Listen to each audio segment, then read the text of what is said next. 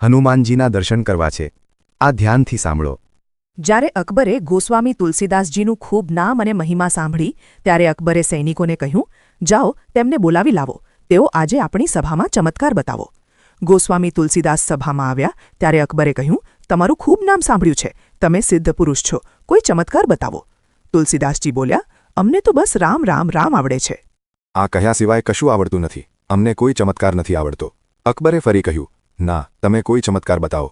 તુલસીદાસજી ફરી બોલ્યા, પરંતુ અમને સચેજ કોઈ ચમત્કાર નથી આવડતો, અમે ફક્ત રામ રામ જપીએ છીએ. અકબરે કહ્યું, તમને ખબર છે તમે કોની સામે બોલો છો? તુલસીદાસજી બોલ્યા, જી હા, અમે જાણીએ છીએ કે આપ બાદશાહ છો, પરંતુ અમને ચમત્કાર આવડતો જ નથી. અકબરે પોતાના સૈનિકોને કહ્યું, પકડીને જેલમાં પૂરી દો એમને.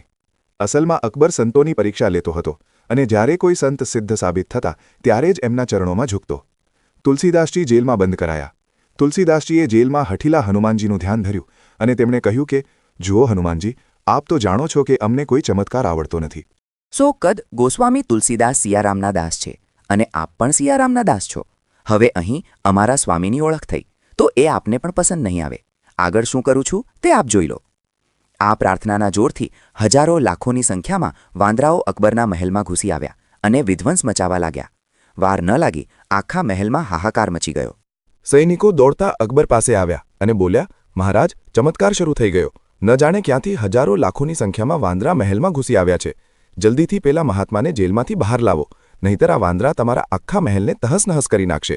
ગોસ્વામી તુલસીદાસજીને સન્માન સહિત બહાર કાઢવામાં આવ્યા અને અકબરે તેમને પ્રણામ કર્યા. આ જ ચમત્કાર તને પહેલાં બતાવી દીધો હોત. ગોસ્વામી તુલસીદાસજી ફરી પ્રેમથી બોલ્યા, અમે અત્યારે પણ કહી રહ્યા છીએ, અમારો કોઈ ચમત્કાર નથી, અમે તો ફક્ત રામ રામ જપીએ છીએ. ત્યારબાદ અકબરે પૂરા સન્માન સાથે ગોસ્વામી તુલસીદાસજીને વિદાય કર્યા. અમુક વિદ્ધાનું કહેવું છે કે તે જ સમયે જેલમાં તુલસીદાસજીએ હનુમાન બાણની રચના કરી હતી. જય હનુમંત સંત હિતકારી. સૂન વિનયે પ્રભુ હર અમારી. ત્યારથી જ એ માન્યતા પણ છે કે કઠિન પરિસ્થિતિમાં જો હનુમાન બાણ વાંચે તો તેની રક્ષા હનુમાનજી પોતે જ કરે છે. ગોસ્વામી તુલસીદાસજીએ કહ્યું છે, હું ભગવાન શંકરના સોગંધ ખાઉં છું, મારી જીવ ભલે જતી રહે, હું જરા પણ જૂઠું બોલું. રા અને માં, રામ, આ બે શબ્દ જ મારા માતા પિતા છે. મને જીવનમાં આ બે શબ્દોથી જ બધું પ્રાપ્ત થયું છે. મિત્રો, જો આ વિડિયો ગમ્યો હોય તો લાઇક કરીને કોમેન્ટમાં રામ રામ જરૂર લખજો.